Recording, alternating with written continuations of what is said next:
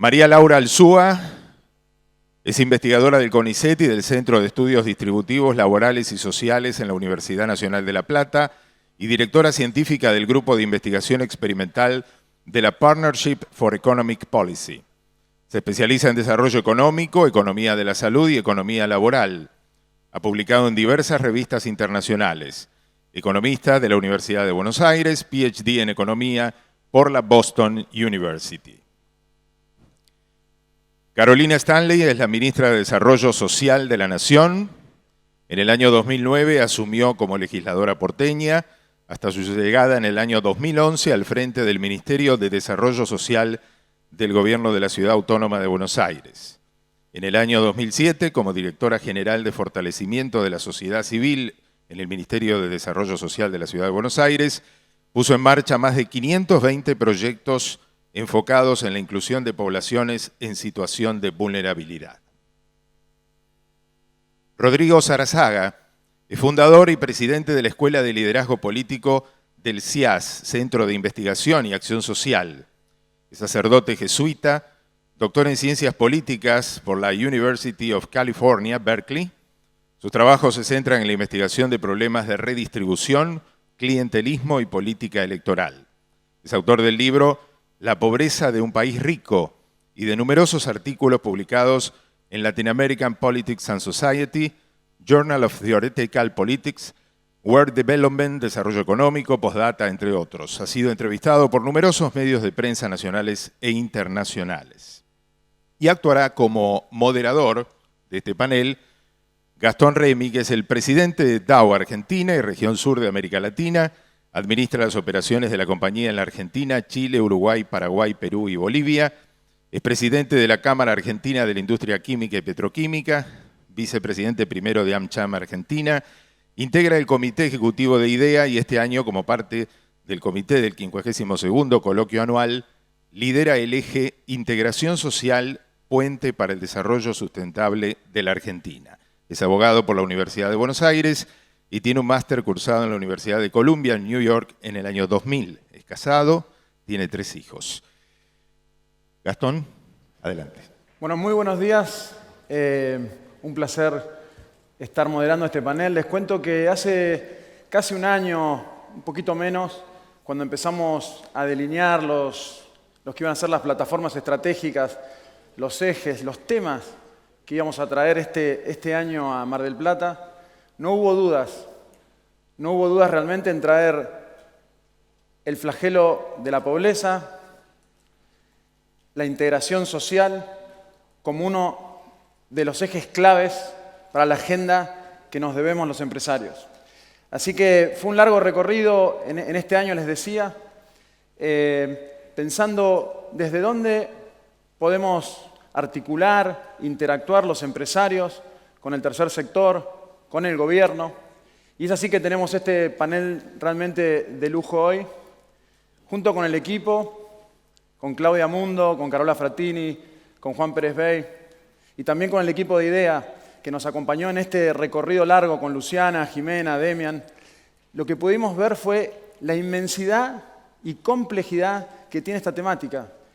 Les digo, es muy difícil abrazarla y ver por dónde entrarle. Eso es algo que nos queda clarísimo, pero así todo creemos que este año fue un recorrido y este panel y este momento no tiene que significar un fin, ni mucho menos, sino que tiene que ser un punto de despegue para nuevas cosas en donde los empresarios también podamos participar y ser parte. A mí me llamó mucho la atención en estos 2 días, desde el discurso inicial, en cada uno de los ejes temáticos, cómo la temática de integración social está presente, está ahí, latente, y todos la comprendemos y entendemos como algo clave y fundamental para el despegue del desarrollo sostenido que queremos para nuestro país. Les decía que teníamos un panel de lujo. Vamos a tener hoy los testimonios de Rodrigo Sarazaga, padre jesuita. Vamos a tener también a María Laura Alzúa. Ustedes vieron su currículum recién, investigadora del CEDLAS, del CONICET, con gran experiencia internacional.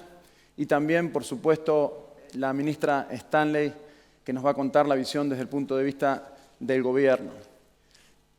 Con Rodrigo empezamos las conversaciones a principio de año. Y para mí fue un momento clave. Estábamos sentados ahí, ustedes vieron el video ayer en Puerto Madero, piso 25 de la Torre de Dau. Y decimos, Rodrigo, mirá, estamos pensando en hacer esto, queremos entender, sensibilizarnos. Realmente es mucho más lo que no conocemos de lo que conocemos, pero no hay duda que esta es una temática clave. Y Rodrigo, con el estilo de Rodrigo, nos miró y dice, ¿ustedes tienen idea de lo que está pasando ahí abajo? Y señaló la villa Rodrigo Bueno. ¿Ustedes tienen idea de lo que pasa ahí del otro lado, en la Villa 31? Porque se ve todo de ahí. Y la realidad es que la respuesta fue no. No tenemos idea. Pero ¿cómo vamos a crear esa empatía, ese entendimiento? Es solamente a partir de cosas como estas que son formadoras para nosotros mismos. Entonces, parte de que esté Rodrigo acá es para que nos cuente en primera persona,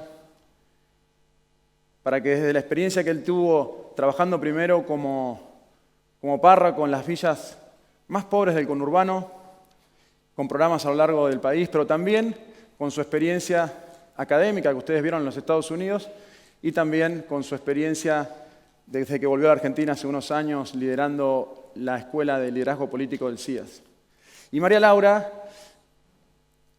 tuvimos también muchas charlas y buscábamos en ella esa mirada más de alguien que está viendo esta temática a nivel internacional. En estos programas ha trabajado con distintos gobiernos, agencias, en distintos lugares del mundo y tiene un foco muy particular en entender que estas iniciativas y programas de inclusión y de integración social tienen que tener una evidencia fáctica, científica y entender realmente cuál es el impacto y una evaluación que se hace de esta manera y nos va a contar un poco más María Laura en ese sentido. Y le hablaba también antes de la ministra, a quien le quiero agradecer profundamente la presencia, pero reconocer que fueron muchas reuniones las que tuvimos en el Ministerio, tanto con la ministra Stanley como con su equipo, que también nos sirvieron a nosotros para enriquecernos y va a ser hoy muy importante escuchar la visión y estrategia y sobre todo cómo se imagina la ministra que desde el lugar que ocupamos los empresarios y la sociedad toda vamos a poder acompañar este proceso, hablando de las urgencias, de las necesidades, pero también hablando de la mirada a largo plazo y cuál es la visión de futuro que desde el gobierno en este caso van a plantear para ver cómo podemos acompañar. Así que, sin más, empezamos la idea con unos testimonios de cada uno de los panelistas, empezando por Rodrigo, y después nos vamos a sentar para poder hacer un diálogo más profundo y recibir las preguntas que puedan tener desde la audiencia. Rodrigo. Muchas gracias, Gastón. Muchas gracias a IDEA por esta invitación. Creo que literalmente no te dije, ustedes no saben que te dije, vos no tenés idea qué está pasando. Pero bueno, si vos lo generalizás, te tenemos...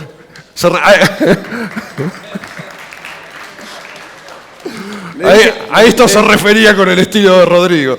Les dije que es bravo detrás de la sotana. Cuanto más bravos, porque más te quiero. El primer lugar en el que me tocó ser capellán, no párroco, es como un escalón abajo, en una orden algo vertical como la jesuita, fue en una villa en San Miguel.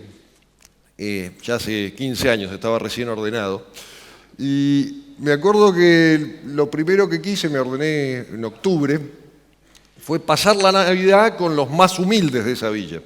Y eran los que vivían en un basurero ilegal, de estos que pululan por el conurbano bonaerense. Unas 50 familias viviendo en un basurero, recogiendo de la basura. Entonces celebré la misa, la de Navidad, y me fui, y me acuerdo que estábamos sentados en el basurero en cajones, ¿no? Son estas cosas que uno aprende, no hay sillas, ¿no? Acá hay sillas para todos. Bueno, ahí uno se va sentando en troncos, cajones dado vueltas, lo que haya. Se cortan las botellas grandes de gaseosa porque no hay vasos para todos tampoco, ¿no? Entonces se corta el envase de gaseosa, no les voy a contar qué va adentro porque ni yo sé qué iba adentro, pero bueno, eso va circulando, uno va... Y lo que más me llamó la atención esa noche, que para entretenerse en la Nochebuena, los chicos tiraban petardos al basurero y salían las ratas y con las tumberas, pistolas, jugábamos a ver quién mataba más ratas. Yo no le daba ni al basurero, por supuesto, pero estos tenían gran puntería. ¿Por qué recordé este cuento, esta historia? Bueno, porque ahí también me di cuenta que yo tampoco tenía idea qué es esto de la pobreza. Que a veces tenemos la concepción, al menos yo la tenía, que no les alcanza la plata, tienen poco ingreso. En realidad hay un problema de hábitat, de vivienda, de perspectivas de futuro, de ambiciones incluso. ¿Cuál será la perspectiva, los horizontes de un chico que crece juntando metal en un basurero? Incluso el concepto de entretenimiento, porque este relato que les hago a ustedes les suena una película de Fellini, ¿no? Que tiran petardos, aparecen las ratas y les disparamos a ver quién mata más. Bueno, era el entretenimiento. Hace una semana estuve de vuelta visitando amigos en esa villa y me encontré uno de estos jóvenes del grupo juvenil mío, de estos que siempre te ayudan con el campamento, que siempre te ayudan. El buen alumno, ¿no? El que da una mano en la parroquia, organizar el Día del Niño, todas las actividades propias de las capillas que muchas veces son alma en estos barrios. Estaba duro por el Paco. No me reconoció, ni sabía quién era yo. La pobreza es pobreza de horizontes también. No es solo un problema de ingresos, sino de a dónde puede llegar. Estuvo el ministro Bullrich y dijo que en tiempo y forma solo el 40% de los jóvenes termina el secundario. Estos mismos jóvenes de las villas, cuando van a buscar trabajo, a veces a sus empresas y a otras, tienen que mentir en la dirección, porque si dicen que son de la villa no los contratan. Vos podés contar que soy de Neuquén, yo puedo contar que soy de Buenos Aires. La pobreza es también no poder decir ni de dónde es uno. Estos jóvenes hoy en sus barrios ven que la movilidad social, el que compra la motito, el que anda con las zapatillas buenas, las altas llantas, es el tranza. Y obviamente hacia allá van, si nosotros no sabemos plantear alternativas. La pobreza también tiene una dimensión que va más allá del ingreso, que es la incertidumbre. En Avellaneda estuve visitando la semana pasada una villa muy grande y una señora me decía, por ahora estoy bien, pero mi marido ya perdió horas de albanil y yo perdí horas como personal doméstico. Tengo pánico de tener que volver a cartonear para darle de comer a mis hijos. La escasa seguridad que va relacionada a la pobreza. Una chiquita en Lomas de Zamora, en un comedor infantil, yo me dedico mucho al tema de los punteros, en un comedor infantil de estos que tienen los punteros en Lomas de Zamora, que le daban a la tarde un arroz con leche, ¿no? No se imaginen el comedor infantil con la gran comida. Cuando caía el sol los chicos se iban yendo, unos 70, y una chiquita vuelve con la taza y le dice, ¿no tenés para mamá que desde ayer que no come? Subvierte los órdenes, ¿no? La chiquita de 6 años preocupada porque no sabe cuándo va a volver a comer su madre. Es decir, la pobreza afecta a dimensiones y a veces hasta en lo más cotidiano. Ustedes si van al médico, en promedio esperarán 20 minutos. El pobre espera 2 horas. Ustedes para ir de su casa al trabajo se suben a su auto, se quejarán del tráfico. Cuando venís desde el fondo de La Matanza son 2 horas y media para llegar al trabajo, en un tren en el que viajás como ganado. ¿A qué voy con esto? El INDEC dio recientemente la cifra de aproximadamente 1/3 de pobres, y creo que eso es importante. Creo que visibiliza el problema, puso a los pobres en los titulares, tenemos un número que no lo teníamos. Creo que es bueno, pero ese número también, que está bien que lo tengamos, hay que tener medidas, María Laura va a hablar de eso, es una medida de acuerdo al ingreso. Es decir, el INDEC toma una muestra, unos 20.000 casos, unos 20.000 hogares, y fija cuánto vale la canasta básica total, unos 3.500 pesos por adulto. Entonces después se calcula cuánto tiene que ser la canasta básica total para cada uno de esos hogares. Para que se den una idea, una familia de 4 con un hijo de 18, otro de 7, da algo así como 12.000 pesos. Una familia de 3 con un chico de 1 año da 10.000 pesos. Si estás arriba de eso en el ingreso, no sos pobre. Si estás abajo, sos pobre. Pero con todas estas historias que les contaba yo antes, lo que les decía es que la pobreza es multifactorial. No es solo un problema de ingresos, es un problema de factores que exceden el que no me alcanza la plata. es dónde crecí, con qué posibilidades, con qué acceso a salud, con qué acceso a educación, qué posibilidades de vivienda. 32% si tomamos ingreso. Si tomamos estos otros factores, podemos estar hablando de un 40% y no quiero arriesgar más. Pero perfectamente puede haber una familia de 4 con 2 chicos de 1 año que gana 11.000 pesos, según el INDEC no es pobre, pero en realidad cartonean y viven en un basurero. Son pobres también. Con esto que quiero decir, tenemos una porción de la sociedad instalada en una pobreza estructural. ¿Y cuál es nuestra respuesta? ¿Cuál ha sido la respuesta del Estado argentino frente a este enorme problema de la pobreza? Básicamente ha respondido como si fuera solo un problema de ingresos. Ha transferido ingresos. Arrancamos en el año 95 con uno de los primeros planes, que fue el Plan Trabajar, que surgió como respuesta a la crisis financiera de México. Y tuvo 80.000 beneficiarios. De ahí para acá, lo que hemos hecho en general en el núcleo de la política social es escalar en el número y en los montos, ¿no? Transferimos ingresos, transferimos ingresos. 2002 se crea el Plan Jefes y Jefas de Hogar, que llega en el año 2003 a 2,5 millones de beneficiarios, obviamente para paliar la crisis del 2001. Y llegamos en los últimos años, en el 2009, con la UH, que hoy tiene 2.200.000 hogares, aproximadamente, para que se dé una idea, 3.700.000 niños perciben la UH. Y algo más que no es un plan, pero que es transferencia de ingresos, que es las jubilaciones de los que no aportaron, ¿no? Las jubilaciones por moratoria. Ahí hay alrededor de 3,5 millones de personas que reciben jubilación sin haber aportado. Es también transferencia de ingresos. Y a eso se le pueden sumar otros 2 planes o programas, que son las pensiones no contributivas, que habrán escuchado que en los últimos días se discuten, y unos 200.000 de la Argentina Trabaja. Es decir, masivamente, ¿qué hemos hecho ante la pobreza? Transferir ingresos. Le pusimos plata a la gente en el bolsillo, y esto obviamente tiene un efecto positivo. El que no come, si le das plata, bueno, pasa a cubrir necesidades básicas. No le podemos decir, en el largo plazo va a haber reactivación mientras morite. Hay que resolver la urgencia. La transferencia de ingresos resuelve la urgencia, pero es un paliativo. El tema es que como los presupuestos, y ustedes lo saben mejor que yo, son limitados, la política en general elige cubrir solo la urgencia. Y además a eso le sumamos que la transferencia de ingresos, la transferencia de recursos a cualquier sector produce el apoyo de ese sector, no solo en los pobres, en todos. Todos apoyamos a los que nos transfieren recursos. Produce apoyo electoral.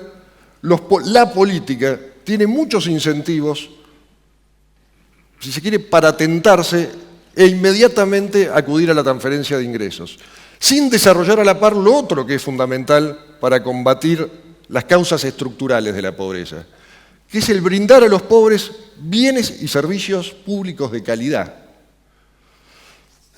Uno lo ve en los últimos años. De golpe, yo en el 2001 cruzaba la villa caminando y no había olor a asado el domingo, había desaparecido.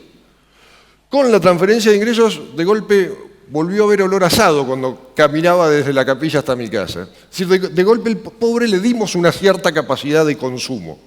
Incluso alguno con alguna changa accedió por primera vez a un lavarropas, accedió por primera vez a un colchón. Claro, accedían a un lavarropas, a un colchón, pero sus hijos acceden a una educación en la que terminan primaria sin saber leer y escribir. Acceden a un lavarropas, pero solo el 30% de los hospitales de la provincia de Buenos Aires están en condiciones. Damos consumo, pero no damos bienes y servicios públicos de calidad. Y creo que ese es el desafío. Es el desafío del gobierno, pero también el desafío de la dirigencia empresarial, sindical, eclesial. Tenemos que hacer un esfuerzo enorme de inversión en infraestructura. No creo que solo con educación solucionemos el problema de la pobreza, pero está claro que es condición necesaria. Creo que a nadie se le ocurre que es posible salir de esta situación sin educación. Salud. Sin acceso a salud es absolutamente imposible. Infraestructura básica. El 50% del conurbano bonaerense no tiene cloacas. Pueden buscar en los diarios de hoy cómo en Berazategui se mezcla el agua que toman con el agua de cloacas. Hay un problema de inversión básica fundamental. Me ha tocado hacer responsos de niños que caen en pozos negros, mal hechos, mal tapados. Hablando de problemas estructurales y cómo el pobre convive más cerca de la muerte que nosotros. Tenemos un desafío enorme en una inversión en infraestructura que nos permita no solo paliar la pobreza como hacemos con la transferencia de ingresos, sino que nos permita ir cambiando los condicionamientos estructurales que hacen que la pobreza se reproduzca continuamente. Estamos hablando, arranqué en el 95 con el primer plan. 20 años después, seguimos hablando de 1/3 de los pobres.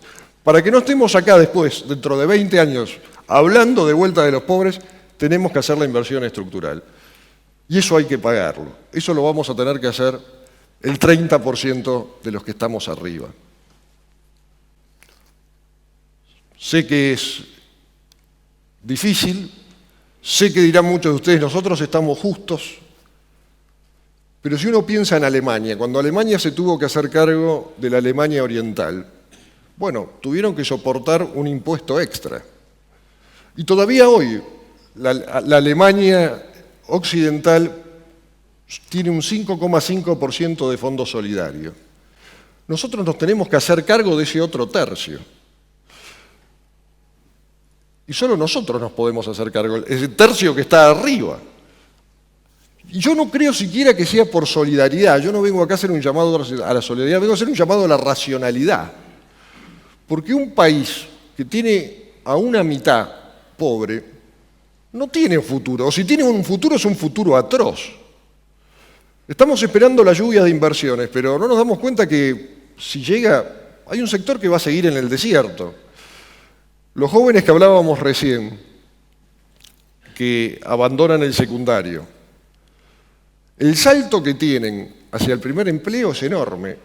Hay que invertir en planes de capacitación, porque si no el tren va a arrancar, el tren de la reactivación, y tenemos la mitad del tren desenganchado. Arranca la locomotora con los vagones de adelante, los de atrás no. La crisis del 30 nos dejó... La crisis del 30 y la dificultad de los líderes para incorporar los reclamos de los pobres, de los trabajadores, nos dejó la antinomia peronismo-antiperonismo. La crisis del 2001, producto de los 90, nos dejó los piquetes. Si no respondemos hoy a este tercio, vamos a avanzar hacia otro conflicto que no le conviene a nadie. Por eso yo no apelo a la solidaridad, apelo a la racionalidad. Cada vez que en la Argentina la clase dirigente no supo dar respuesta con esto, se encontró con un piquete. El tema de este Congreso es los puentes. Y todos los que están acá somos víctimas de los piquetes en la calle. Pero no siempre nos damos cuenta que ese piquete en la calle es respuesta a otro piquete. Un piquete de los que dejamos afuera, de los que no dejamos integrarse a estas mesas. Tenemos que empezar a levantar esos piquetes con puentes. Y tenemos que estar dispuestos a hacer el sacrificio que implica construir esos puentes. Los puentes gratis, los puentes que superan los piquetes no se construyen gratis. Solo poniendo los que tenemos poder, riqueza, formación, vamos a superar a los piquetes que a la larga, si no, van a ser siempre un impedimento para el desarrollo de Argentina. Gracias.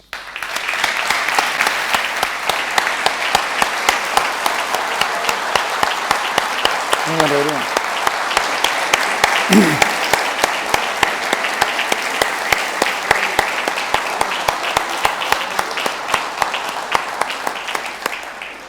Bueno, muchas gracias, Rodrigo. Vamos a pasar ahora a María Laura, a quien... Tengo presentación. Va a funcionar, te lo prometemos.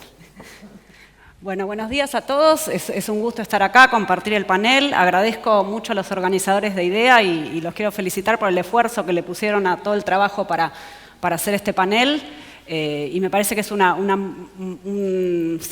signo inteligente, o digamos, una señal fuerte de idea tener este panel como en la agenda. Yo voy a hablar un poco de por qué... ¿Dónde está la presentación? ¿La presentación? Voy sin presentación, pero tenía fotos. Bueno, ¿por qué es importante hacer una política inteligente? Una política social inteligente, políticas públicas en general, pero este es un panel de integración social. Entonces, bueno, es importante porque si no, y tenía una foto que no está,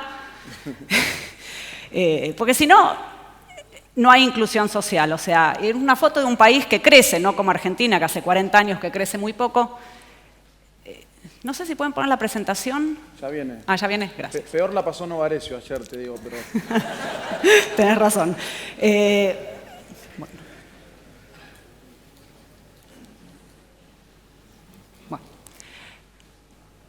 Ahí viene.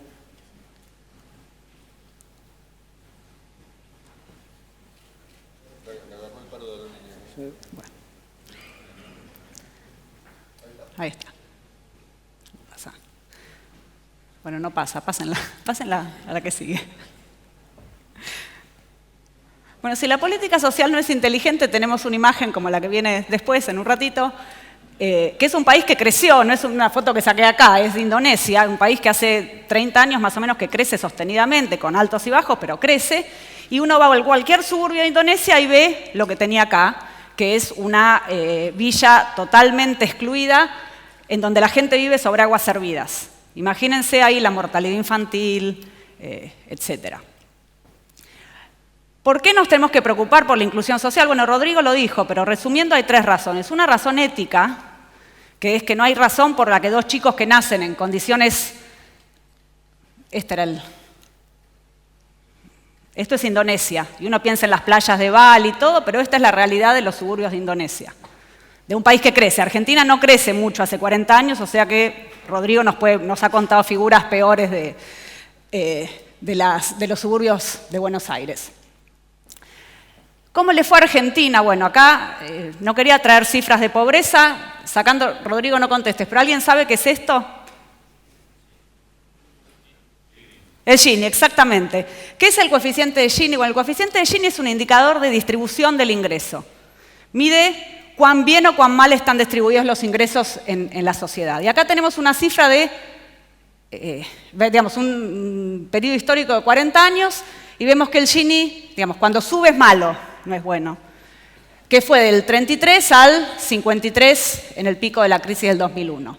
Esto es un logro argentino, no un logro malo, pero no hay ningún país en el mundo, sacando la Unión Soviética, que no es más la Unión Soviética, que haya tenido esta performance en distribución del ingreso. O sea, además del dulce de leche, del asado y todo, logramos esto. Y esto es, en términos de política social, el fracaso de la política social, de la política pública en general. Pero no logramos en 40 años distribuir los ingresos de una forma que permite incluir a gran parte de la sociedad. Esta es otra dimensión de la pobreza, más allá de las cifras de pobreza. Pero es importante. Y el punto es que la política pública y la política social específicamente tiene que diseñarse de una forma inteligente que permita revertir esto. No se va a revertir en un gobierno, no se va a revertir en 5 años, no se va a revertir, como decía Rodrigo, con transferencias de ingreso, pero hay que pensarla de alguna forma para que nos lleve a vivir a todos un poco mejor. ¿Por qué tenemos que pensar en políticas sociales inteligentes? Bueno, primero, por un tema de accountability. O sea, acá pagamos todos impuestos y queremos ver que cada peso que pagamos de impuesto tiene un buen uso al final del día. Pero específicamente a los empresarios, y acá vamos a hablar del rol, qué rol tienen los empresarios en el diseño de las políticas sociales inteligentes. ¿Cuántos recursos ponen ustedes en responsabilidad social empresaria? Y muchas veces, voy a volver a esto, no se sabe si esto tiene algún efecto o no. El segundo punto es, yo necesito tener una política social inteligente y para eso necesito ver el impacto de esta política y los resultados. Algunos que me conocen, no sé si está Eduardo Amadeo, porque trabajamos ese tema ya, si está Eduardo, tenemos como una obsesión común que es el embarazo adolescente. Argentina tiene una tasa de embarazo adolescente que es altísima para el nivel de ingreso. Y lo uso como ejemplo porque si yo quiero cualquier política que busque reducir el embarazo adolescente, el éxito de la política va a ser si reduce el embarazo adolescente. ¿Y cómo medimos la política pública en Argentina? No, bueno, dimos charlas en los colegios, distribuimos anticonceptivos, aumentamos el número de médicos que atienden embarazadas en los puestos sanitarios, y así no sirve. Entonces, esto se puede extrapolar a cualquier política social de la que hablemos en los últimos 40 años, no tiene ni medición de impacto ni ningún tipo de resultados. Entonces, ustedes como empresarios tienen que, digamos, somos todos parte de esto, pero los empresarios tienen varas mucho más altas para todo. O sea, cuando ustedes presentan un plan de negocios, no dicen, bueno, abrimos 2 plantas y qué sé yo. Si no aparecen los numeritos positivos en algún momento del horizonte, el negocio no sirve. Entonces, lo que pido es por lo menos que nos planteemos que para la política social tenemos que elevar la vara. Un ejemplo más concreto es cuando yo tomo un remedio, me fijo que esté aprobado por el ANMAT o por la Food and Drug Administration, o sea, si no, no lo tomo. Y bueno, si voy a dar una transferencia, me tengo que asegurar, transferencia o el programa que sea, que eso va a tener algún resultado. Y el resultado va a ser si como consecuencia de la política estoy cambiando el resultado que esperaba. Y el rol del empresario, bueno, medio un poquito ya hablé, es ese. O sea, si ustedes tienen varas elevadas para medir los programas de su empresa, sus utilidades, etcétera, también lo tienen que tener cuando hacen responsabilidad social empresaria. Yo recibo en mi oficina los informes de muchas empresas a fin de año con sus informes de responsabilidad social empresaria y todos dicen, entregamos tantos libros, financiamos tantos comedores, ahora que está más de moda conectar igualdad, donamos tantas computadoras. Ninguno de todos los que leí dice, los chicos aprenden más porque les doy computadoras, ni leen mejor, ni están mejor nutridos porque comen. Y está bien, la responsabilidad no es solo de ustedes, porque el Estado es el principal proveedor de política social, pero el sector privado tiene un rol importante en demandar resultados buenos, porque ustedes los demandan para otras cosas, o sea, para sus empresas demandan resultados. Entonces, elevemos la vara también para política social. Y les voy a dar 2 ejemplos de mi propio trabajo. Uno, digamos, los conozco bien porque trabajé en los 2. Uno es bastante frustrante, empiezo con lo que no hay que hacer, y una política no social, pero de apoyo al empleo que no funcionó, y después con un ejemplo un poco más optimista. Acá todos conocen el de traje azul es Henry Kissinger, ex secretario de Estado, y el de la derecha es Pelé. Kissinger es fanático del fútbol y lo invitó varias veces a Pelé a Estados Unidos. Y Kissinger estaba en un congreso preocupado porque no sabía qué hacer con los niní. ¿Qué hacemos con los niní que no estudian ni trabajan? Y Pelé le contesta, yo tengo la solución, Fuchibol. Y así nace un programa que tiene como 15 años que se llama Ganar, que era un programa de capacitación para jóvenes desempleados, que tenía un componente de pasantías, o sea, hay muchos programas así en América Latina. Acá está Hugo Masi de Fundación Forge, que tiene un programa que busca formar a jóvenes que están en situación de desventaja. No sé si está Hugo. Ah, ya está. Bueno. Pregúntenle porque el programa de él sí es bueno. Y le ponían un componente ideado por Pelé, que era para hacer team players, que jueguen deportes. Está bien, sonaba bien en la conferencia y todo, pero yo todavía era estudiante de doctorado y fui a hacer la evaluación de impacto de esto. No funcionó. No funcionó, ¿y cómo medimos los resultados que no funcionó? Bueno, los chicos que participaban tenían la misma tasa de empleo que jóvenes parecidos que no participaban. O sea, que en términos de empleo, no era que estaban teniendo mejores empleos o, digamos, la cantidad bruta de tasa de empleo tampoco mejoraba. Eso ya ameritaba cerrarlo o por lo menos revisarlo. Segundo punto, esto además, digamos, no funcionaba, pero no era costo efectivo. ¿Por qué no era costo efectivo? Bueno, porque además de la formación y capacitación vocacional de jóvenes, le agregábamos que teníamos que tener la cancha de fútbol y los profesores de fútbol y todo para que los chicos además participaran varias horas en deportes colectivos. O sea que eso lo hacía, incluso si hubiera servido, era más caro. Y acá los que hacen capacitación de jóvenes en desventaja saben que esto es costoso. Y tercer resultado no esperado era que en países como Uruguay, los jóvenes pobres iban a jugar al fútbol y no querían trabajar de torneros, querían ser, y no sé mucho de fútbol, pero forlán. Entonces, además conllevaba una frustración enorme.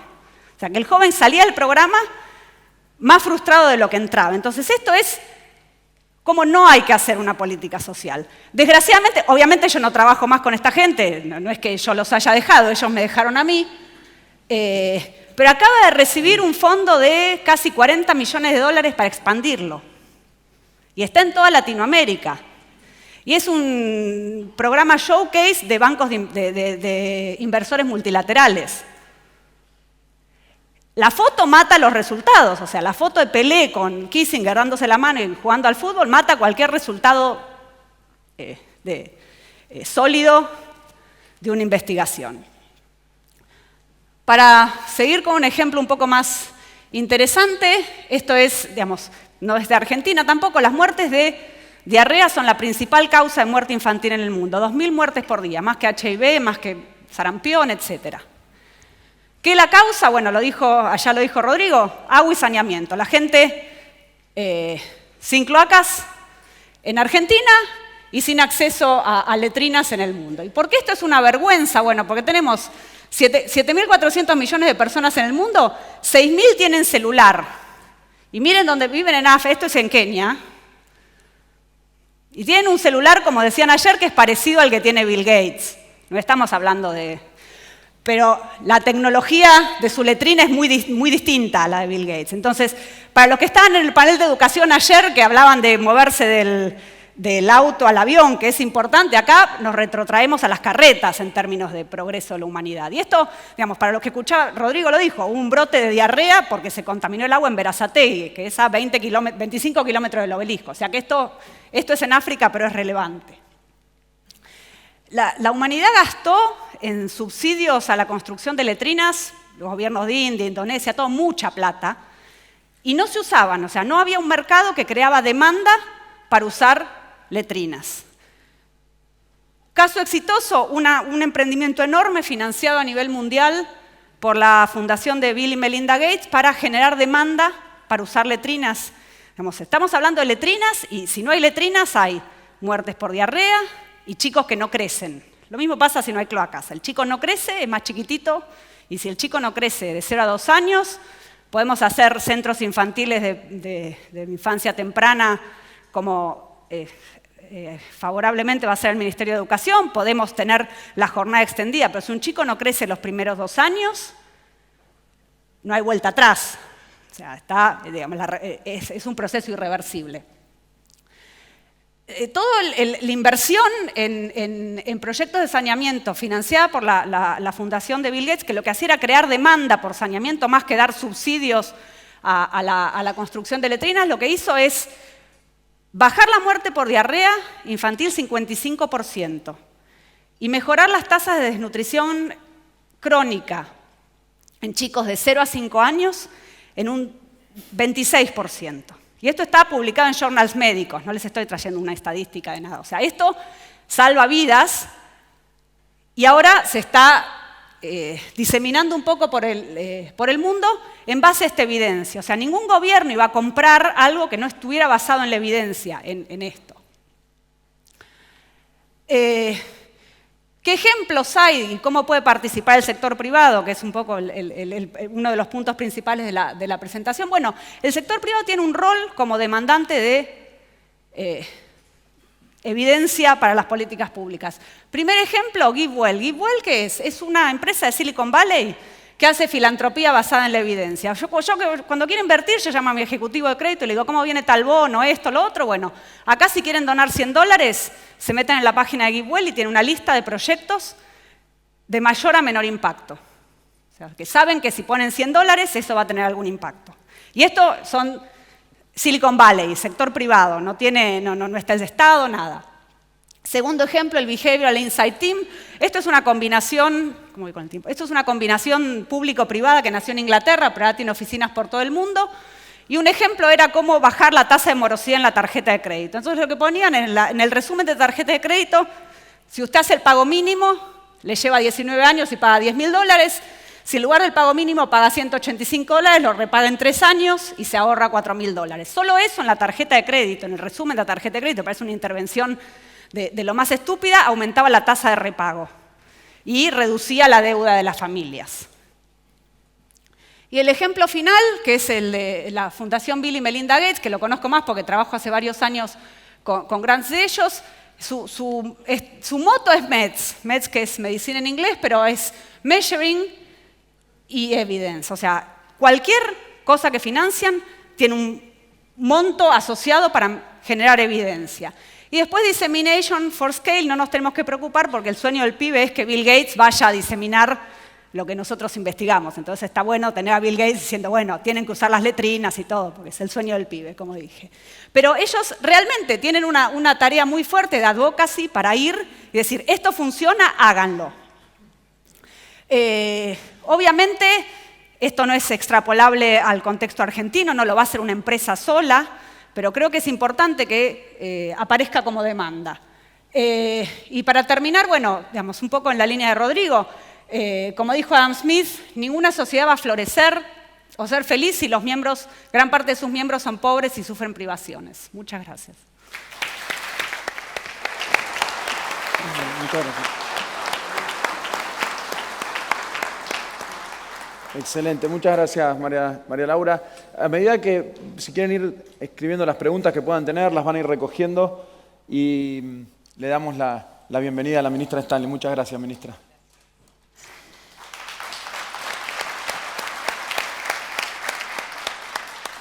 Bueno, buenos días a todos. Gracias por la invitación y gracias por estar acá. Ya que estén acá, todos ustedes hoy sentados a las 9 de la mañana, es un gran paso hacia donde vamos. Que les haya interesado y que quieran tener un panel social, que quieran escucharnos hablar de estos temas, es un enorme paso hacia donde vamos.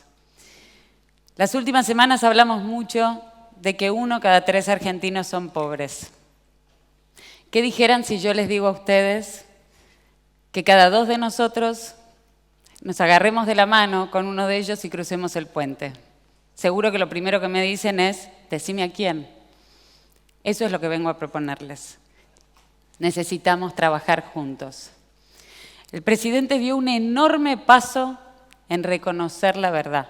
Una verdad que veíamos, una verdad sobre la que estamos trabajando desde el primer día, una realidad que no nos tomó por sorpresa, que como dice Rodrigo, es una realidad que estaba ahí, frente a los ojos de todos. Pero era necesario reconocerla. Reconocer es mirar a los ojos. Reconocer es saber quién es el otro. Reconocer es entender qué le pasa. Eso fue lo que hizo el presidente cuando se hizo cargo del 32% de pobreza. Se hablaba mucho de que estigmatizaba medir la pobreza. No hay nada más estigmatizante que negar. Cuando uno niega, no puede transformar. Cuando uno niega, no ve para transformar. Y el presidente no solo anunció el 32% de pobreza, sino que dijo que quería que nos midieran por cómo íbamos a trabajar para reducir ese número. Y eso es algo que habla no solo de entender que este país no crece si no crecemos todos, que un país no crece con 1/3 de pobreza, que no importa qué pase en la casa de cada uno de nosotros. Somos todos, necesitamos crecer todos, necesitamos integrar, incluir a este 1/3 de personas que hoy están bajo la línea de pobreza. Cuando hablamos de pobreza, que parece un concepto hasta abstracto a veces, hablamos de miles y miles y millones de caras, de nombres, de hombres, de mujeres, de chicos, de ancianos, de gente que vive en condiciones que no merece vivir, que merecen vivir de otra manera y a los que nosotros podemos darle la posibilidad de vivir de otra manera. Pero para eso necesitábamos reconocer. Y yendo a un caso donde también había mucha negación, seguramente si yo les hablo de inflación, cualquiera de ustedes la va a poder definir mucho mejor que yo, porque de economía hace poco y nada. Pero ¿saben qué es la inflación? Es que esta mamá que describía Rodrigo va el día 1 al supermercado a comprar leche para sus hijos y le alcanza con tanta plata. Al día 3 ya le salía más cara, al 15 ni les cuento, y a fin de mes no llegaba a comprarla. Esa es la inflación para los pobres. Hacernos cargo de la inflación y bajar la inflación es parte de este camino también, porque la inflación es sin duda el peor impuesto a los pobres, porque para ellos se trata a veces de no comer los últimos días del mes. Esta es una realidad que vimos, que pusimos sobre la mesa. Pero yo no estoy solo para contarles esto, porque de hecho Rodrigo describió muy bien de qué se trata. Tenemos mucho por hacer para transformar esta realidad. Y quiero también contarles cómo podemos transformar esta realidad. Para empezar, seguro que juntos. Seguro que necesitamos entender y querer hacerlo todos juntos. Para seguir entendiendo esto que también planteaba Rodrigo. La pobreza no son solo ingresos. Hemos tenido años de crecimiento económico del país, donde además se ha transferido mucho ingreso y tenemos un 32% de pobreza. La pobreza no es solo ingresos, quiere decir que no importa solo pensar en cuánto necesita esa familia para llegar a fin de mes.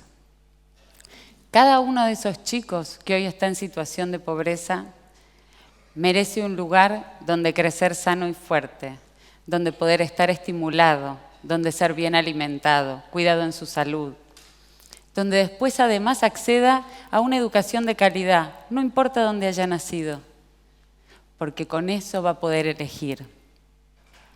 La pobreza no los deja elegir y nosotros queremos la libertad para cada uno de ellos. Queremos que cada uno de ellos elija su futuro. Necesitamos que cada uno de ellos acceda a una salud de calidad. Queremos un hábitat digno, queremos que tengan una vivienda digna. Todo eso, junto, es trabajar para reducir la pobreza. Y eso es a lo que hoy nos interpelan todos estos argentinos que viven en esta situación. De vuelta, cuando hablamos de multidimensionalidad, no hablamos de conceptos abstractos. Hablamos de situaciones concretas, de una vivienda, de un hábitat, de una educación, de una salud y también de ingresos. Obviamente, con esta cifra de pobreza, tenemos una situación de emergencia que atender. Y la primera manera de atender esta emergencia tiene que ver con que aquellas personas que hoy no tienen un trabajo digno, un empleo de calidad, reciban un recurso del Estado. Lo que seguramente todos ustedes han escuchado todo este tiempo hablar de planes. No sigamos bastardeando la palabra planes. Nosotros debemos que a cada una de estas personas que no tiene ingresos suficientes como Estado, garantizarles ese ingreso. Pero ¿saben qué? Lo hacemos de manera transparente, lo hacemos de manera directa, lo hacemos buscando que ya no haya más intermediarios que se abusen de esto. Todos queremos que cada uno de los argentinos pueda elegir dónde trabajar y tenga su empleo de calidad. Y hacia eso vamos. Por eso tomamos las medidas que fueron necesarias para pensar en invertir, para pensar en hacer un país confiable, para pensar en darle esta posibilidad concreta de un trabajo de calidad a cada argentino. Mientras, nosotros necesitamos garantizarles un ingreso. Eso es la asignación por hijo, esa es la pensión universal por la vejez. Eso es transferir ingresos. Ahora, con eso no alcanza. Y sabemos que no alcanza. Pero ¿cómo lo hacemos? Vamos a lo concreto. Nos juntamos todos los ministros sociales una vez por semana, por lo menos, porque a veces necesitamos más, y pensamos esto. Y trabajamos juntos. Y trabajamos articulados. Y articulación, integración, dejan de ser conceptos vacíos. Somos equipos codo a codo pensando cómo transformar una realidad concreta de un lugar, donde hoy no hay cloacas, donde hoy no hay viviendas dignas, donde hoy hay familias que no llegan a fin de mes, donde tienen que caminar cuando pueden, porque no llovió de más y no pueden salir, kilómetros para llegar a una salita de primeros auxilios, y donde ni hablar de la educación. De esta manera se empieza y de esta manera se puede hacer. Y así lo venimos haciendo, trabajando en equipo. Y hoy me alegra que estén todos ustedes acá, porque necesitamos ser un gran equipo. Se sale adelante juntos, entendiendo qué es lo que necesitan, mirando al otro a la cara. Y hay cosas muy concretas que podemos hacer, muy concretas. Yo les puedo decir a cada uno de ustedes, si quisiera y se anima, a padrinar, y no les estoy hablando de plata ni les estoy pidiendo plata, un espacio de primera infancia. Si cada uno de nosotros se compromete con un lugar, solo para contarme a mí cómo está funcionando, qué tenemos para mejorar, qué tenemos para hacer, qué más podemos hacer. Y de vuelta, no les estoy pidiendo plata. Es comprometerse con el otro. Porque necesitamos no solo atender hoy la emergencia, sino caminar hacia todo lo que podemos hacer y transformar de este país. Cuando hablamos del mediano y del largo plazo, es empezar a que nuestros hijos que nacen en la Argentina tengan reales y verdaderas oportunidades iguales. Es que no importa dónde hayan nacido, porque les damos ese espacio, porque acompañamos a esa familia, porque estamos con ellos, se va a desarrollar como corresponde. Y cuando llega a su primer grado, va a estar desarrollado para poder entender y aprender todo eso que estamos trabajando para darle una educación de calidad. Y cuando termina el secundario, porque no se va a ver frustrado, porque va a haber tenido la capacidad de enfrentar su escuela primaria y su escuela secundaria, va a poder elegir qué quiere ser cuando sea grande. Esa es la Argentina que podemos, esa es la Argentina que soñamos y esa es la Argentina por la que estamos trabajando. Así que mi invitación es clara y concreta. Les aseguro que mirar al otro a la cara es un enorme paso, porque es entender qué necesita. Pero ahora que sabemos qué necesita, los invito a todos a que trabajemos juntos por una Argentina donde ya no hablemos más de 1 de cada 3. Hablemos de un país que crece porque crecimos todos. Muchas gracias.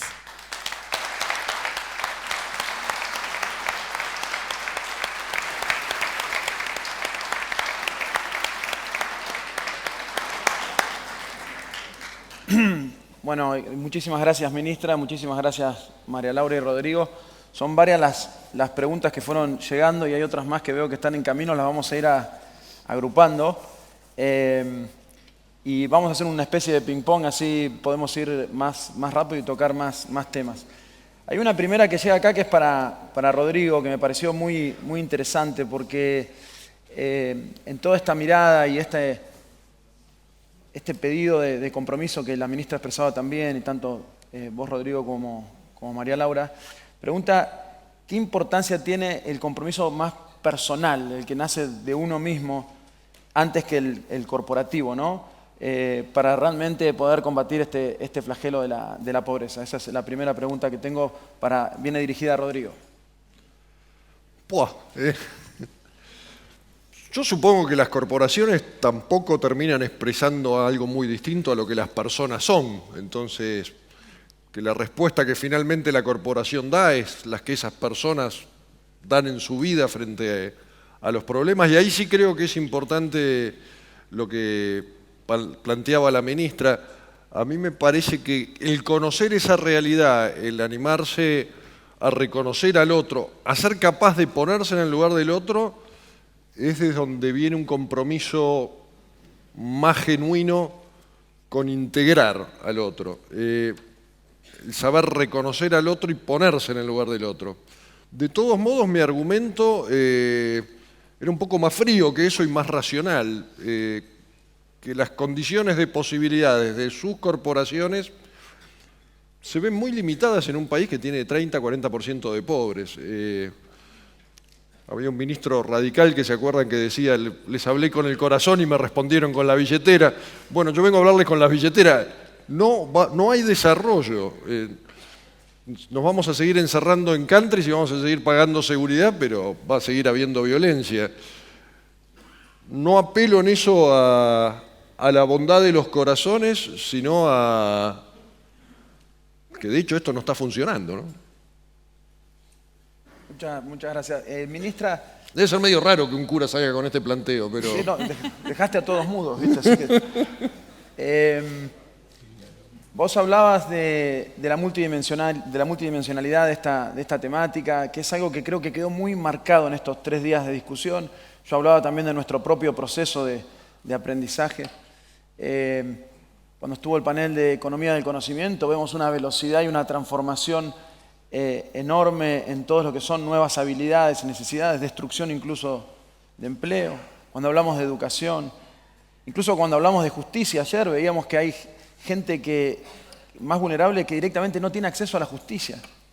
Y uno empieza a entender que justamente se refuerzan lo que vos decías en cuanto a que es mucho más profundo que el nivel de ingresos o mucho más profundo que cubrir la canasta básica familiar.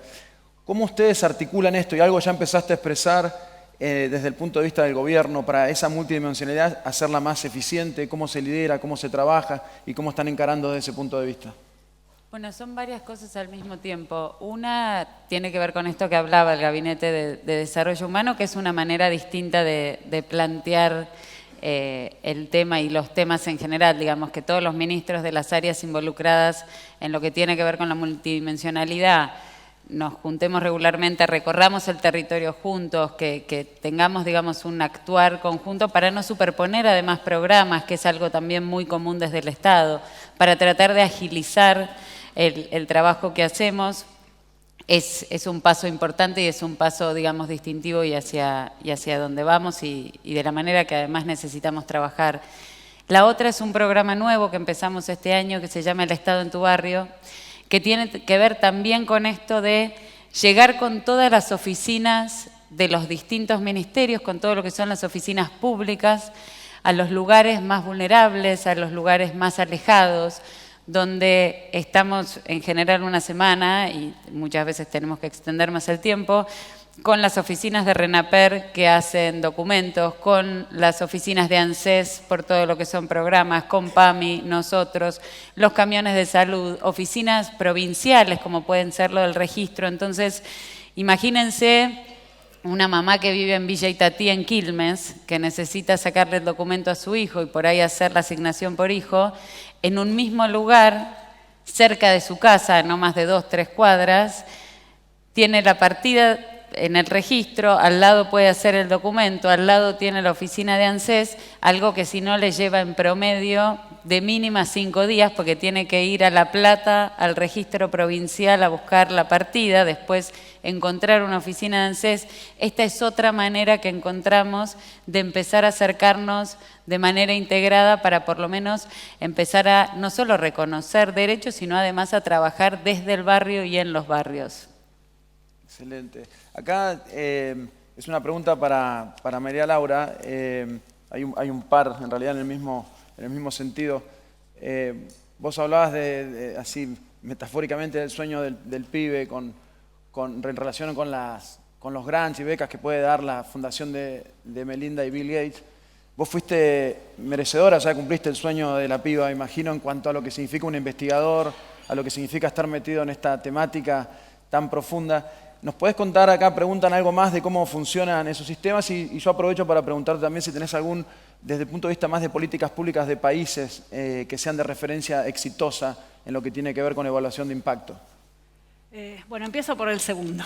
En experiencias exitosas, Estados Unidos a fines de la década del 60 tenía un montón de programas de activación del mercado laboral, o sea, trataba de meter madres solteras con hijos, exdrogadictos, exconvictos y de que consiguieran un trabajo, y las políticas estaban por todos lados y como que no se sabía si funcionaban o no. Y hubo un esfuerzo muy grande, público y privado, en crear una cosa que hoy se conoce como MDRC, pero era básicamente un think tank con plata de centros privados y de centros públicos, que lo que hacía era ver el impacto en distintos grupos de estos programas a nivel estatal, con una metodología de investigación muy clara, para rediseñarlos y para expandirlos. En México, el caso más paradigmático es hace 20 años Progresa, que es como una especie de abuela de la UH, que buscaba, digamos, reducir la pobreza de ingresos y aumentar indicadores de escolaridad, salud y todo en México rural. Y esto cambiaba en una política nueva respecto de la política de subsidios que se hacía antes. Y necesitaba una evaluación de impacto sólida para convencer de que esta era la forma de manejarse en términos de política de reducción de pobreza, mucho más focalizada que los subsidios a los alimentos que iban para toda la sociedad. Entonces, creo que eso hace 20 años fue un caso exitoso. No sé si la extrapolación y la adaptación de este programa a todos los países es la mejor forma para hacerlo, pero claramente es mucho mejor que los subsidios que iban para todo el mundo sin focalización. Y en cuanto a la fundación de Bill Gates, yo creo que ellos son unos jugadores importantes en términos de financiación de proyectos de investigación en temas de desarrollo y salud en el mundo, pero tienen unos estándares bastante altos, o sea, no es fácil que ellos... Primero que tienen claras las áreas en las que ellos quieren participar, y bueno, es la plata de ellos, tampoco uno los puede convencer de que hay otra área que sea más importante, eso es un poco discrecional, pero sí tienen la vara muy alta para decir en qué van a seguir invirtiendo. O sea, ellos pueden fallar una vez, pero no pueden fallar más de una vez. Y bueno, Latinoamérica no es una región de interés para ellos, salvo Haití, pero uno puede ver en la página web la cantidad de proyectos que tiene, la evidencia que generan y cómo ellos mismos van y lo diseminan por el mundo. Y por eso decía el sueño del pibe, porque está bueno que uno haga algo y que después vaya Bill Gates. O sea, el rol de los campeones en diseminar buenas prácticas es importante. Increíble la cantidad de preguntas que van recibiendo. Quiero quedarme tranquilo con una, Carolina, que dice, si le podés dejar el mail para después hacerte una invitación, seguramente para una charla o algo, así que cumplo con dejar esto. Y tenía una acá para Rodrigo, de alguien que evidentemente conoce tu trayectoria, y me quedo un poco con lo que reflexionaba Carolina, en las acciones que están tomando, cómo se llega a los barrios, cómo llevar el Estado a los barrios, que seguramente es parte también de lo que significa sentirse excluido, sentirse vulnerable. Vos hiciste un trabajo muy profundo, incluso desde el punto de vista académico, en todo lo que es la actividad de los punteros, el clientelismo político.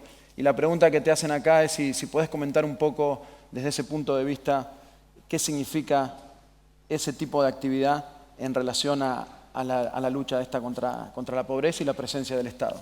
Sí, primero tal vez... ¿Tengo sonido ahí? Sí. Tal vez lo primero sea decir que hay ahí también como una serie de mitos, ¿no? Que no siempre son ciertos. La ministra lo decía recién y es cierto. Estas transferencias masivas de ingresos, el grueso no es clientelar, ¿no? Suele haber un mito que toda transferencia de ingresos es clientelar. Yo debo conocer unos 200 punteros. No conozco uno solo que su negocio sea manejar la asignación universal por hijo. Totalmente. Las jubilaciones. Acá debe haber madres de ustedes, padres de ustedes que se jubilaron por la moratoria también, que no aportaron y se jubilaron. Es decir, no está condicionado esas grandes transferencias de ingresos en la actitud política, en el comportamiento político del que lo recibe.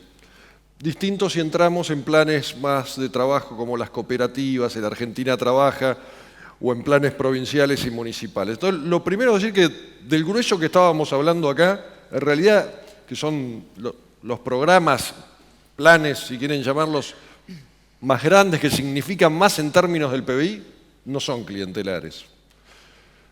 Ni la asignación universal por hijo, ni la moratoria. Hay después una serie de recursos provinciales, municipales, nacionales, también de los ministerios, que sí son clientelares y en los cuales juega un rol el puntero, Y a veces a mí me preguntan, bueno, ¿cómo eliminamos al puntero? Bueno, si no vamos a poner nada más, no lo elimines. Porque aún con esa cuota de arbitrariedad, con esa cuota de clientelismo, es el que hace que llegue el remedio para el asma del chiquito asmático en una villa. Entonces, si lo vas a sacar, primero decime qué vas a poner. Me voy a agarrar un poco con la ministra, si me das permiso. Vos decías recién el Estado en tu barrio, me parece bárbaro. Pero es un poco el Estado pasó por tu barrio, ¿no? Porque es un container, está 2 semanas, que está bien, te solucionan cosas. Después ¿no? nos vamos quedando, bueno, después hay todo un proceso de justamente... Lo que quiero decir, a lo que voy, el Estado en tu barrio muchas veces es el puntero ese que vive ahí, que está las 24 horas ahí, que te soluciona problemas como este, el del remedio del asma, el ataúd cuando se muere tu abuelo.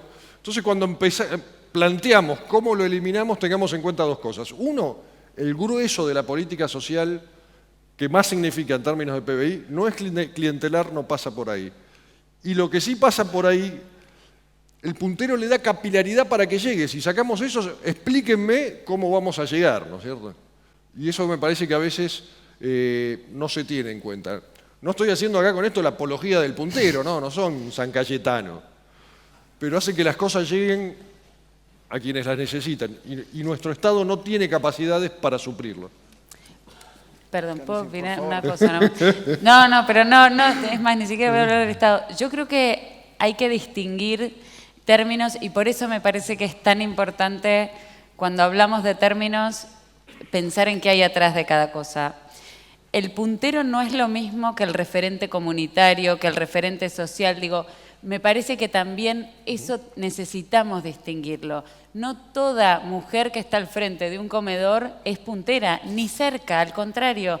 Muchas mujeres al frente del comedor son las que le dan vida, espíritu, fuerza, esperanza a muchísimas familias, digo, porque son esas mismas familias que hoy, aún en la pobreza, son las que nos dicen, igual creo, tengo esperanza, sé que voy a salir. Entonces, me parece que a veces usamos términos y los explayamos por demás, te diría, porque el puntero es la persona que de manera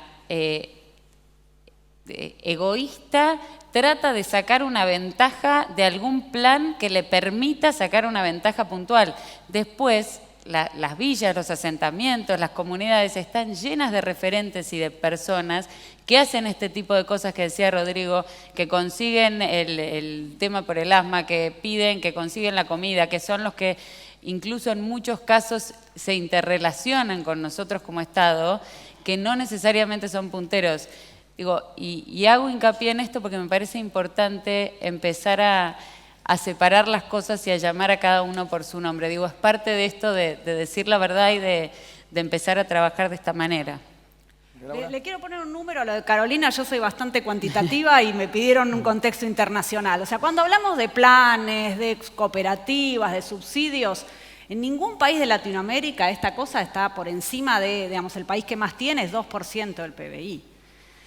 Si lo comparamos a ese monto con los escandalosos subsidios a la energía de los últimos 10 años, es el vuelto. Entonces, miremos los números globales antes de decir es clientelismo, esto, lo otro. O sea, la asignación universal por hijo, las jubilaciones de la moratoria son una cosa que yo tengo mi opinión personal sobre si sirven o no sirven, pero es un piso de igualdad social y uno lo tiene que justificar por una razón de equidad. O sea, no hay ninguna razón para que el chico de un empleado formal, que por ahí es portero, tenga asignaciones familiares y el chico de un empleado informal no tenga nada. Entonces, los números creo que también tienen que reflejar eso.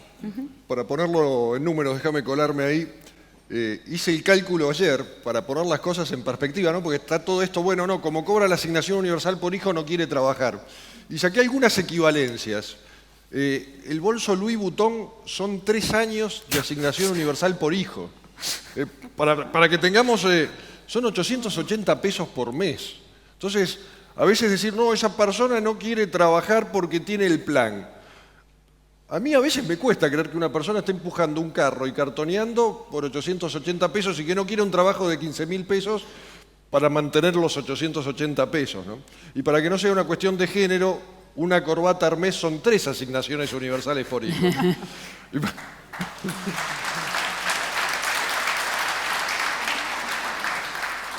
Y para no quedarme afuera, la camisa de cura son 2 asignaciones. Eso no lo sé.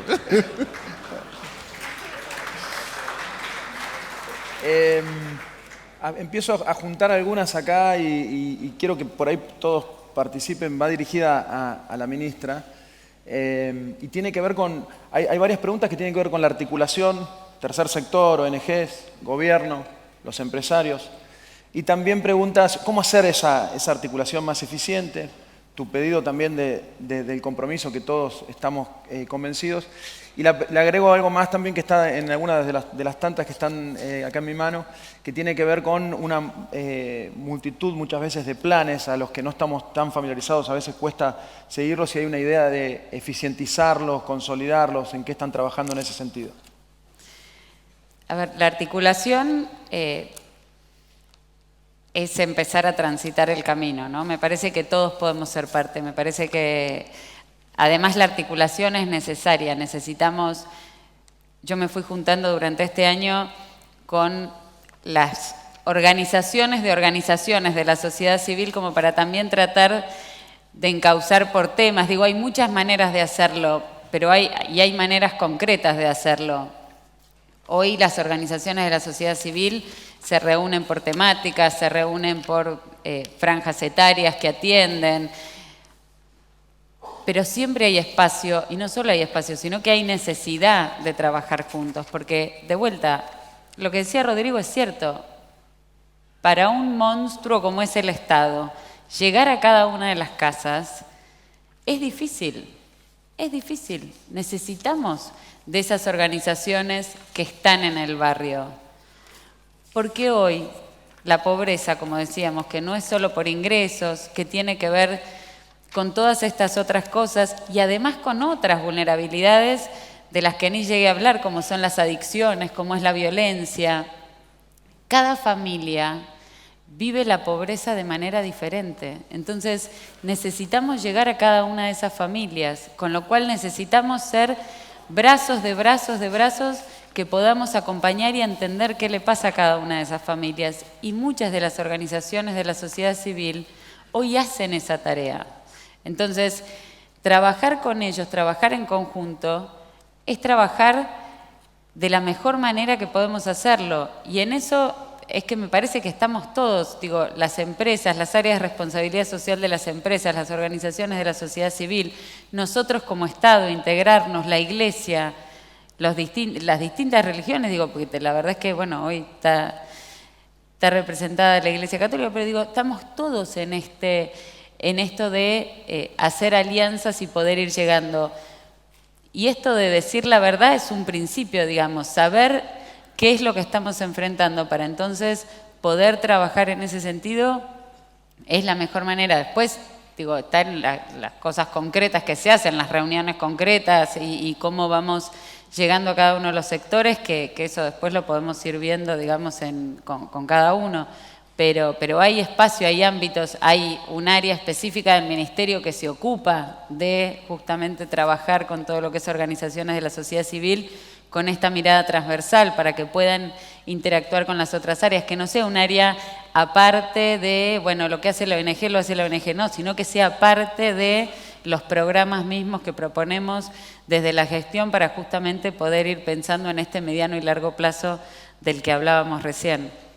No sé si quieren decir algo más antes de que conteste lo de...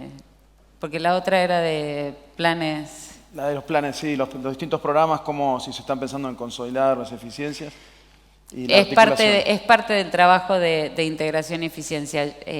Cuando nosotros hablamos de pobreza y multidimensionalidad y hablamos de ingresos y yo digo que el Estado debe, para aquellas familias que hoy no tienen un ingreso, justamente garantizar este piso mínimo, hablamos de piso mínimo y después hablamos de trabajar con cada una de las franjas etarias, de las problemáticas que atraviesan, orientar los programas y hasta el organigrama del ministerio, te diría, en ese sentido es la manera. Lleva tiempo, porque además venimos de una situación difícil donde durante la campaña se trató de instalar mucho el tema de que se iban a perder los planes. Y más allá de puntero, no puntero, plan, no plan, cooperativa, Digo, estamos hablando de personas que, como decía Rodrigo recién, o son, bueno, ahora son 1.100 de la UH, o son 2.600 de la Argentina trabaja, pero tal vez es su único ingreso, entonces no podemos jugar con eso con la gente. Y la verdad que se había jugado con eso con la gente tenía miedo, la gente pensó que no iba a tener más ese mínimo ingreso que hasta ese momento recibía. Entonces, lo que hicimos durante este año fue transitar, digamos, la posibilidad de darle la tranquilidad a todas esas familias que reciben algo del Estado porque lo merecen y ordenarlo para adentro. Ordenarlo y asegurarnos de que las personas que reciben esos ingresos son las personas que necesitan esos ingresos. Y además ordenar la manera de trabajar con todos estos programas para que justamente se pudiera llegar a ordenar y encauzar, entendiendo que cada uno de estos programas atienda una de las realidades o situaciones de vulnerabilidad que están atravesando las familias. Me dejás picando algo ahí por ahí para preguntarle a María Laura y a Rodrigo. Cuando decís asegurarse de que esa transferencia de ingresos llegue a la persona correcta, hoy la tecnología posibilita desde analítica, big data, todo un sistema de cruzamientos. Lo víamos en el slide de María Laura respecto a cómo hoy la gran mayoría de la población accede a algún tipo de teléfono, de comunicación. ¿Qué es lo que piensan ustedes por ahí desde la experiencia internacional, Rodrigo, desde lo que vos podés vivir en el día a día, si la tecnología realmente puede llegar a ser también disruptiva en el camino a ser más eficiente en el combate de la pobreza? Yo creo que hay bastante lugar para la tecnología en términos primero de focalización. O sea, un ejemplo, la tarjeta SUBE fue una innovación buena, y que el hecho de que la gente que tenía tarjeta SUBE, era empleada doméstica, recibía un plan social, pudiera tener subsidios al transporte y que se implementara desde Internet, a mí me pareció como un logro bastante importante en términos de focalización. Creo que la tecnología los tiene que ayudar todavía, o nos tiene que ayudar a focalizar más las cosas. O sea, ¿queremos un subsidio al transporte para todos los alumnos de escuela pública o queremos un subsidio al transporte para los chicos que no puedan pagar el colectivo? Y al final del día por ahí es un monto chiquito, nos estamos peleando por un monto chiquito, pero me parece que la tecnología tiene que caminar en ese sentido. Después, bueno, la brecha tecnológica, ayer hablaron mucho y no me voy a meter con eso, pero creo que es importante hacer un uso de la tecnología bastante bien. Una cosa que no mencionamos, que en donde hay tecnología instalada y por ahí no se usa, no se aprovecha todo lo que se puede usar, yo pienso siempre los jubilados de PAMI tienen receta electrónica para las recetas, ¿no? Y la receta electrónica existe porque hay que pagarles. Entonces se hizo un sistema, por ahí acá hay alguien del PAMI sabe más que yo, pero se hizo un sistema en donde para que el médico cobre o para que los laboratorios cobren se les hace una receta electrónica. Cuando uno quiere saber algo de la salud de los jubilados, que sería la misma tecnología informática, en un hospital público, si el tipo se reinternó por un problema cardíaco y todo, no hay nada. O sea, es la misma tecnología, pero no hay una decisión de llevarlo a otros sectores en donde puede generar muchísimo más valor agregado. No sé si... Sí, obviamente me parece que puede aportar mucho, incluso abaratar costos, porque las políticas focalizadas antes suponían costos más altos porque necesitabas más gente que identificara exactamente las necesidades de cada hogar. Con la tecnología se puede identificar sin tener ese costo burocrático tan alto. Incluso hay cosas a las que espero que se vaya avanzando. Hoy para la asignación universal por hijo, la ministra decía 1.100 y yo le decía 880 porque en realidad cobra el 80% y el otro 20% cuando demuestra que cumplió con las condicionalidades en salud y educación. Y para eso tienen que ir a la escuela, le firman, eso es como una cosa arcaica, ¿no? Tienen que ir juntando papelitos entre la directora, el hospital. Eso se podría resolver todo con informática. Con lo cual creo que sí, tiene mucho para aportar. Igual no resuelve todo, ¿no? No es que un software ahora nos resuelve el problema, porque de hecho a mí me pasa, ¿no? A veces, incluso algunos de ustedes me han dicho, bueno, yo quisiera apoyar una iniciativa para qué hacemos con los jóvenes que están en la esquina en la droga. Y yo sé quiénes son los jóvenes que están en la esquina en la droga, los tengo perfectamente identificados, pero no tengo ni idea qué les puedo proponer, ¿no es cierto? Entonces, me parece que tiene mucho para contribuir, no creo que pueda ser un fin o la solución en sí misma, ¿no? Se nos va acabando el tiempo. Quizás vos tenías un comentario más, María Laura, Sí, ¿no? no, una cosa sobre, él habló de la condicionalidad y la tecnología para chequear la condicionalidad. Hablando de política social inteligente, no nos casemos con la condicionalidad, en donde tenemos, digamos, todos los chicos van a la primaria. No hay necesidad de condicionar un subsidio que la madre tenga que venir con el certificado, mostrar que el hijo va a la primaria. O sea, eso pensémoslo antes de seguir para adelante con la UH. Y así creo que, digamos, eso se aplica a un montón de políticas sociales. Las condicionalidades son caras en alguien que tiene que verificar, tomarse el colectivo, conseguir un certificado o programarlo informáticamente. O sea, eso es mi comentario. Para ir cerrando y después a mí me gustaría hacer unas conclusiones finales y unas reflexiones.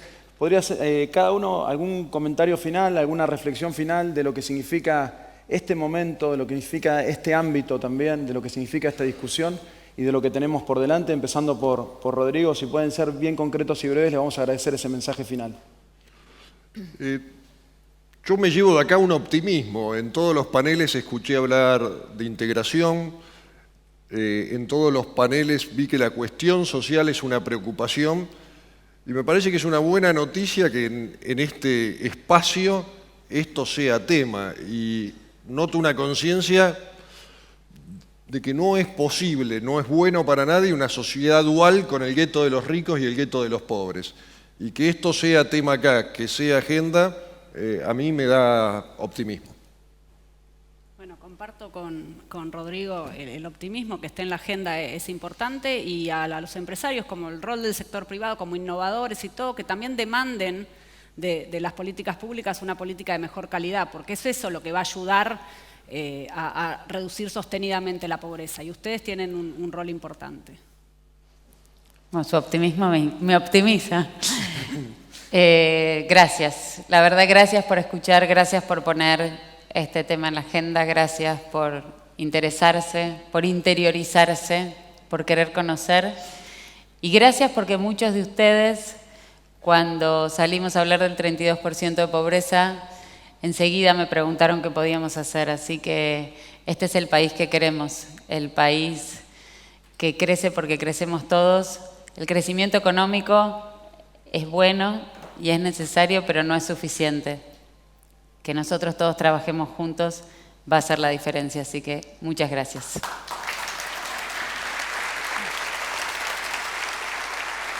Pará. Déjenme hacer un segundito, Perdón. porque es imposible no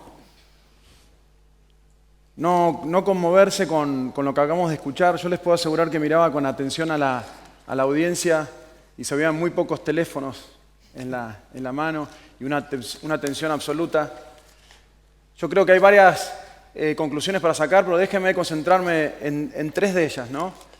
La primera es que este flagelo de la pobreza, el flagelo de la inequidad, la brecha que hay entre ricos y pobres, no es privativo de la Argentina. La escuchamos lo que contaba María Laura, pero también lo escuchábamos a Ian Bremmer ayer hablando de esta situación y cómo está impactando en países subdesarrollados, en países ricos. Vemos la agenda de las Naciones Unidas para 2030. Estos son los temas centrales de la agenda de las Naciones Unidas para los próximos 15 años. Una segunda conclusión que saco es esto que tengo en la mano. Es impresionante el nivel de interés, de compromiso, y recojo el guante de Rodrigo en primera persona, de uno hacerse cargo de lo poco que sabemos, pero de lo mucho que queremos aprender y de lo mucho que queremos contribuir. Yo creo que es el momento en que los empresarios también nos movamos del empresario más gremial al empresario ciudadano. Yo estoy muy orgulloso de pertenecer a esta institución IDEA, porque yo decía, este año pensábamos en los ejes estratégicos, pero la realidad es que hace varios años que se viene instalando la integración social como un eje clave, con esta mirada al mediano y largo plazo. Y eso, si nos ponemos a pensar, es muy esperanzador. Yo veía el dato ayer cuando hicimos la sesión interactiva y pensamos dónde deberíamos poner el mayor foco, y vemos que como plataforma de ese despegue y desarrollo sostenido apareció lo social muy por arriba y chiquitito había quedado lo económico y lo político.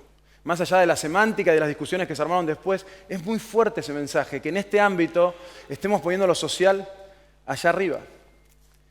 Creo también que las estadísticas y los 15 millones de pobres, o el número más o menos no importa, solamente uno debería generarnos a nosotros esta sensación y este compromiso y esta apelación que nos hacen desde el gobierno, que nos hace el tercer sector, la academia, y donde los empresarios tenemos que pensar cómo vamos a jugar este partido. No hay más espacio ni para los sectarismos, no hay espacio para las miradas parciales, no hay espacio para los egoísmos.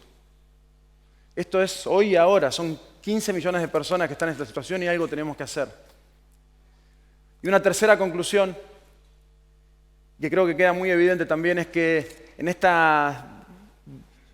enfoques que se vienen discutiendo por tiempo ha quedado totalmente zanjada la discusión entre efecto derrame, una mirada a las que se llaman más ortodoxas, y por el otro, el mero asistencialismo y la mirada cortoplacista, la transferencia de recursos solamente y meramente transferencia de recursos. Creo que hoy estamos coincidiendo entre todos que tenemos que apuntar a una síntesis, entender la urgencia, entender la necesidad, apoyarla, pero también exigir, como decía María Laura, políticas que tengan un impacto concreto y real al mediano y largo plazo para que, como decía Rodrigo, en 10, 15, 20 años no estemos acá hablando de un tercio de la Argentina en estos niveles que no son solamente de pobreza por falta de alimentos, quedó claro, es pobreza por falta de vivienda digna, es pobreza por falta de transporte para ir a trabajar o ir al colegio, es pobreza por no acceder a condiciones mínimas de salud, es pobreza por que se está alejando